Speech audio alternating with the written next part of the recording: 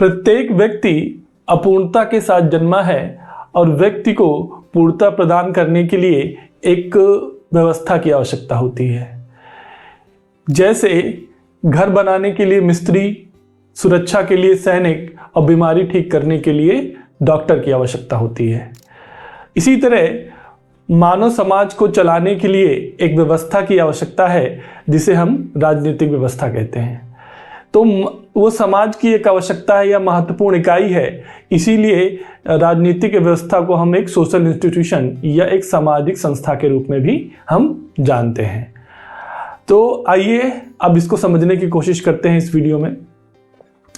देखिए, राजनीतिक व्यवस्था जो है, मैंने सबसे पहले बताया क्या है, एक सोशल इंस्टीट्यूशन है या सामाजिक इकाई है। क्यों है ये भी हमने समझा थोड़ा सा। साथ साथ जो है यह राजनीतिक व्यवस्था डायलॉग करती है वहाँ के लोगों से और वहाँ के शासन से, यानी एक बीच का ये एक तरीके का ब्रिज है, एक पुल है जो क्या कर रहा है, वहाँ के जो गवर्नमेंट है, जो वहाँ की सरकार है और जो लोग हैं उनको क्या कर रहा है, उनको कनेक्ट कर रहा है। जो राजनीतिक व्यवस्था है उनको पिरो रही है साथ में मिलकर के, कोई भी पॉलिटिकल सिस्टम है। और इनके बिना ये दोनों महत्वपूर्ण अंग हैं और इनके बिना राज्य की व्यवस्था क्या हो सकती, कभी बन नहीं सकती है। ठीक है। साथ ही साथ जो है प्रत्येक राजनीतिक व्यवस्था कुछ मूलभूत सिद्धांतों या कुछ बेसिक प्रिंसिपल होते हैं जिन पर काम करती हैं।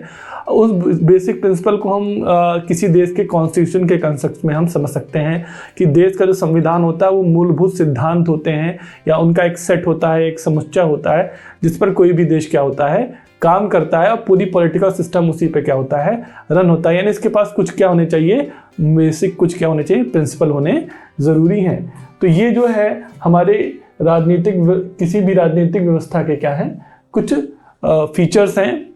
अब और भी इस पर कुछ बिंदु हैं। जो ये राजनीतिक व्यवस्था होती है इसी के इर्द गिर्द सारी जो पॉलिटिकल सिस्टम है, पॉलिटिकल जो इंस्टीट्यूशन है वो डेवलप होते हैं। यानी पॉलिटिकल सिस्टम का जो ग्रो है या जो उनका निर्माण है ये इसी राजनीतिक व्यवस्था के अंतर्गत होता है। तो कौन कौन से ऐसे पॉलिटिकल सिस्टम हो सकते हैं? तो पॉलिटिकल सिस्टम जैसे आपका लेजिस्लेटिव हो गया, जुडिशरी हो गया, एग्जीक्यूटिव हो गया। लेजिस्लेटिव का क्या काम है? कानून को बनाना, लॉ फॉर्म करना, लोगों मतलब देश के लिए कानून विधान का निर्माण करना।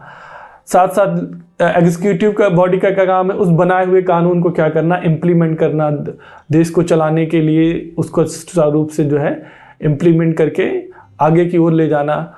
और जुडिशरी का काम है कि लॉ के अकॉर्डिंग देश को चलाने के लिए सुनिश्चित करना, साथ साथ वहाँ पर यह देखना कि जो रूल का जिसने वायलेशन किया है उसको क्या किया जा सके, दंड दिया जा सके, जिससे सभी जो व्यक्ति या लोग हैं वो रूल मानने के लिए क्या हो जाए, तैयार हो जाएं, क्योंकि डर का भी एक आवश्यकता है दंड के लिए। तो ये सारी व्यवस्थाएं मिल करके एक राजनीतिक व्यवस्था को क्या करती हैं, जन्म देती हैं, क्या उसको निर्माण करती हैं। ठीक है। तो पॉलिटिकल इंस्टीट्यूशन भी जो part of the political system. अब बात कर लेते हैं कि जो इस पॉलिटिकल सिस्टम में और क्या फीचर्स हो सकते हैं। किसी भी पॉलिटिकल सिस्टम में क्या होता है, वहाँ के रूलर सोसाइटी का क्या होता है, निर्माण होता है। रूलर सोसाइटी के कैसे, उसमें या तो शासक जो होते हैं वो चुने जाते हैं या फिर उनको निर्वाचित या इलेक्टेड किए जाते हैं। इस प्रोसेस से या वंशानुगत भी हो जाते हैं, जहाँ पे डायनेस्टी या मोनेस्टी सिस्टम रहा है, मोनार्की सिस्टम, और जो डेमोक्रेटिक सिस्टम है वहाँ पे इलेक्ट किए जाते हैं। तो ये अलग अलग राजनीतिक व्यवस्थाओं में अलग अलग तरीके से रूलर सोसाइटी क्या हो जाती है, चुनी जाती है या फिर उनको इलेक्ट किया जाता है। साथ साथ जो है इसी पॉलिटिकल सिस्टम के अंतर्गत हम क्या करते हैं, जो पॉलिटिकल डिसीजन है, जो राजनीतिक निर्णय है वो लिए जाते हैं लोगों के लिए कि उनकी ज़रूरतें कैसे पूरी जा सके, कैसे इस पूरी व्यवस्था को सुचारू रूप से चलाया जा सके। तो क्या होता है, इसमें गवर्नमेंट का भी फॉर्मेशन होता है, गवर्नमेंट का फॉर्मेशन होगा, सरकारों का निर्माण होगा, यहाँ पर शासकों का भी क्या होगा, निर्वाचन होगा। साथ साथ जो है राजनीतिक स्तर पर निर्णय भी लिए जाएंगे। ये पॉलिटिकल सिस्टम लोगों की ज़रूरतें पूरी करने में सबसे मुख्य जो भूमिका होती है, वो पॉलिटिकल सिस्टम क्या की बहुत बड़ी एक जिम्मेदारी होती है कि वह दो लोगों की आवश्यकताओं को क्या करें, पूरी करें, तभी वह पॉलिटिकल सिस्टम एक सफल पॉलिटिकल सिस्टम के रूप में कंसीडर किया जा सकता है। नहीं तो वो फिर लोगों के द्वारा क्या हो जाता है, अस्वीकार हो जाता है, लोग उसको डिनाई कर देते हैं उस पॉलिटिकल सिस्टम को जो उनकी आवश्यकताएं पूरी करने में कैपेबल नहीं होता है। जैसे एक व्यक्ति को सुरक्षा की आवश्यकता है, एक व्यक्ति को उसको भरण पोषण के लिए उसकी जो जीविका चलाने की जो आवश्यकता है, उसको शिक्षा चाहिए, उसको जितनी भी उसकी जो मौलिक आवश्यकता है उनको पूरा करने में अगर पॉलिटिकल सिस्टम सक्षम नहीं है तो वह लोगों के द्वारा क्या कर दिया जाता है, अस्वीकार कर दिया जाता है या फिर बदल दिया जाता है। तो यहाँ पर जो है पॉलिटिकल सिस्टम का काम है लोगों की क्या करना, जरूरतें पूरी करना। ठीक है, अब आइए देख लेते हैं कि कौन कौन से ऐसे फैक्टर्स हैं जो किसी पॉलिटिकल सिस्टम को क्या कर रहे हैं, क्रिएट कर रहे हैं या उसको फॉर्म कर रहे हैं। ठीक है, तो इसमें सबसे पहला जो फैक्टर है वो है आपका हिस्टोरिकल हेरिटेज। हिस्टोरिकल हेरिटेज सबसे इंपॉर्टेंट फैक्टर है। कोई भी देश को सबसे ज़्यादा प्रभावित करने वाला कोई फैक्टर है तो उसका वो हिस्टोरिकल फैक्टर है। हम भारत के कंटेक्स्ट में अगर बात करें कि भारत की जो वर्तमान राजनीतिक व्यवस्था है, इस राजनीतिक व्यवस्था के अंतर्गत अगर हम आज इसका स्वरूप देखें तो इसमें मौर्य काल के जो समय जो राजनीतिक व्यवस्था रही है, अशोक के समय, चंद्रगुप्त मौर्य के समय, और फिर आगे चल के अकबर ने जो अपने यहाँ पर व्यवस्था में परिवर्तन किए, और साथ साथ जो है अंग्रेज़ों ने जो भारत में अपने यहाँ पे व्यवस्था लाई, उन सारी सभी व्यवस्थाओं का सम्मिश्रण यानी उनका जो मिक्स्ड जो स्वरूप है वो आज आपको अपनी भारतीय राजनीतिक व्यवस्था में दिखाई देता है। आज हम मौर्य कालीन की जो व्यवस्था को भी अडॉप्ट किए हुए हैं, हमने अकबर की भी व्यवस्था अडॉप्ट कर रखी है और अंग्रेज़ों की व्यवस्था को भी अडॉप्ट किया। तो हमारा जो हेरिटेज जो डेवलपमेंट है ये आपके किसी भी राजनीतिक व्यवस्था को सबसे प्रभावित करने वाला प्रमुख कारक है। इसके अलावा एक पॉलिटिकल आइडियोलॉजी, यानी हर देश किसी न किसी पॉलिटिकल आइडियोलॉजी से क्या होता है, पोषित होता है या उसको अडॉप्ट करता है।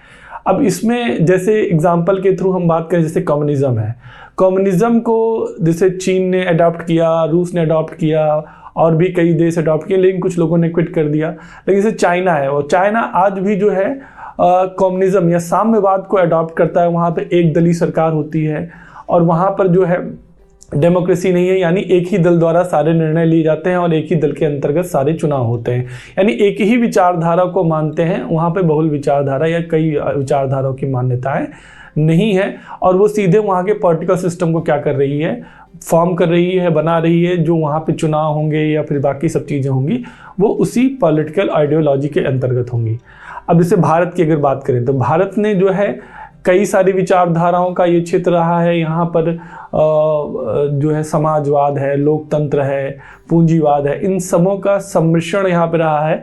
इसीलिए भारत में जो है आपको समाजवाद का भी स्वरूप दिखाई देता है, क्योंकि भारत की जो प्रियम्बल है उसमें समाजवाद वर्ड यूज इनबिल्ट किया गया बाद में।